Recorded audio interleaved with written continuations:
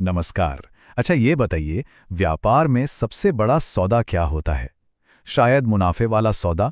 गुरु नानक देव के जीवन की एक कहानी है जो हमें सिखाती है कि सबसे सच्चा सौदा असल में मुनाफे का नहीं बल्कि मानवता का होता है। चलिए उनकी इसी अद्भुत यात्रा को समझते हैं। तो सवाल वही है, आखिर एक सच्चा सौदा होता क्या है? क्या ये सिर्फ पैसों का लेन देन है, या इसका कोई गहरा मतलब भी हो सकता है? गुरु नानक के जीवन की एक घटना इस सवाल के मायने ही बदल कर रख देती है। तो कहानी कुछ यूं शुरू होती है कि एक बार युवा नानक के पिता ने उन्हें व्यापार सीखने के लिए कुछ पैसे दिए और लाहौर भेज दिया। उम्मीद बस यही थी कि बेटा जाएगा, कोई बढ़िया मुनाफे वाला सौदा करेगा और थोड़ी दुनियादारी सीख के लौटेगा। लेकिन लाहौर के रास्ते में नानक ने कुछ ऐसा देखा कि उनका ध्यान व्यापार से हटकर कहीं और ही चला गया। उन्होंने देखा कुछ साधुओं को जो भूखे थे, थके हुए थे। उन्हें देखकर नानक का दिल एकदम पिसीज गया और वो सोचने लगे कि इनकी जरूरतों को आखिर कौन पूरा करता होगा। और बस नानक ने उसी पल अपना फैसला कर लिया। उन्होंने व्यापार के लिए मिले वो सारे पैसे भोजन और जरूरत का सामान खरीदने में लगा दिए और उन सभी साधुओं की भूख मिटाई। उनके लिए यही था सच्चा सौदा। अब जाहिर सी बात है, जब वो खाली हाथ घर लौटे तो पिताजी तो बहुत नाराज हुए। पर नानक ने उन्हें समझाया कि उन्होंने दुनिया का सबसे सच्चा सौदा किया है। उनके लिए असली सौदा क्या था? पहला, काम करते हुए भी अपना मन ईश्वर में लगाना।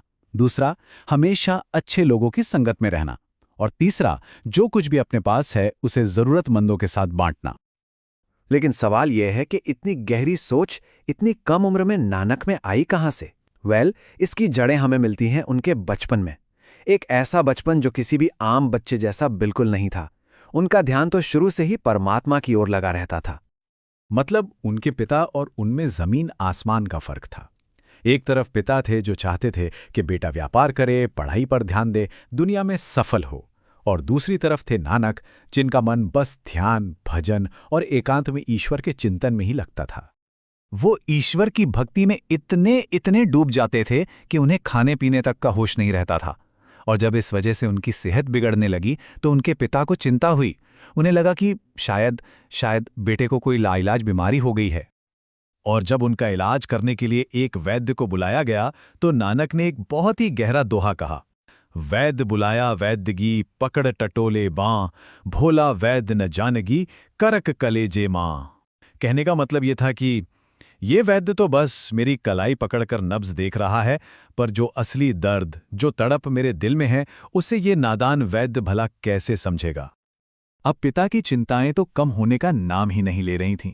उन्हें लगा कि नानक को दुनियादारी से जोड़ना बहुत जरूरी है, तो उन्होंने नानक को गृहस्थ जीवन में लाने की कोशिशें शुरू कर दी। पहले तो उन्हें सुल्तानपुर भेजा गया, एक सरकारी अनाज भंडार में काम करने के लिए।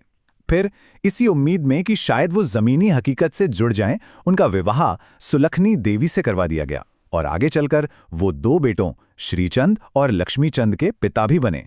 मतलब हर वो कोशिश की गई जिससे उनका मन दुनियादारी में लग जाए। लेकिन कोई भी जिम्मेदारी, कोई भी कर्तव्य नानक के मूल स्वभाव को बदल नहीं सका। हाँ, वो अपना काम पूरी ईमानदारी से करते थे, पर उनका दिन तो असल में तभी पूरा होता था जब वो गरीबों की सेवा करते, ईश्वर के भजन गाते और संतों की संगति में रहते। और फिर जल्द ही नानक को यह एहसास हो गया कि उनका जीवन बस एक परिवार या एक नौकरी तक सीमित नहीं है, बल्कि इसका कोई बहुत बड़ा उद्देश्य है। और बस यहीं से शुरू हुई मानवता के लिए उनकी एक महान यात्रा। इस लंबी और अकेली यात्रा पर उन्हें एक सच्चा साथी मिला, मर्दाना रबानी। और दिलचस्प बात जानते हैं क्या है? मर्दाना को असल में नानक के पिता ने ही भेजा था उन पर नजर रखने के लिए। लेकिन वो नानक के व्यक्तित्व से इतने प्रभावित हुए कि उनके पहले और सबसे करीबी शिष्य बन गए। और फिर मर्दाना रबाब बजाते और नानक ईश्वर के भजन गाते। और उनका संदेश किसी एक जगह या किसी एक समुदाय के लिए नहीं था। इसीलिए इन दोनों ने साथ मिलकर हजारों मील की यात्राएं की, अफगानिस्तान से लेकर अरब और तिब्बत तक, और हर जगह सिर्फ एक ही ज्ञान फैलाया, समानता और एकता का। तो आखिर उनके शिक्षाओं का सार क्या था? कुछ बहुत ही सरल लेकिन बहुत शक्तिशाली सिद्धांत। पहला, ईश्वर एक है। दूसरी, सीधी सी बात, सभी इंसान बराबर हैं। तीसरा, गरीबों और पीड़ितों की सेवा ही सबसे ऊपर है, वही सच्ची पूजा है। और एक बहुत जरूरी बात, अन्याय को सहना सबसे बड़ा पाप है। उन्होंने हर तरह के जाति या धर्म के भेदभाव को मिटाने का संदेश दिया। गुरु नानक ने अपने पीछे सिर्फ अपनी शिक्षाएं ही नहीं छोड़ी, बल्कि एकता की एक ऐसी शक्तिशाली विरासत छोड़ी जो आज भी हमें रास्ता दिखाती है। और इस विरासत का सबसे जीता जागता, सबसे शक्तिशाली प्रतीक हमें उनके अंतिम स्थान पर मिलता है। एक ऐसी जगह जहां दो अलग अलग आस्थाएं एक दीवार पर आकर मिल जाती हैं। जरा सोचिए, ये दुनिया की शायद इकलौती ऐसी जगह है जहां एक हिंदू समाधि और एक मुस्लिम मकबरे की एक ही दीवार है।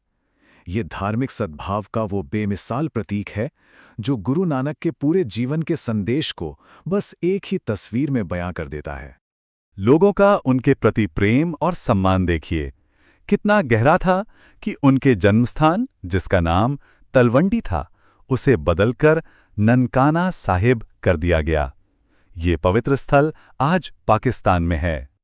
तो आखिर में सवाल यही उठता है कि आज की इस बटी हुई दुनिया में गुरु नानक का एकता, समानता और निस्वार्थ सेवा का संदेश हमारे लिए क्या मायने रखता है? ये एक ऐसा सवाल है जिसका जवाब शायद हम सभी को अपने अपने अंदर खोजना है।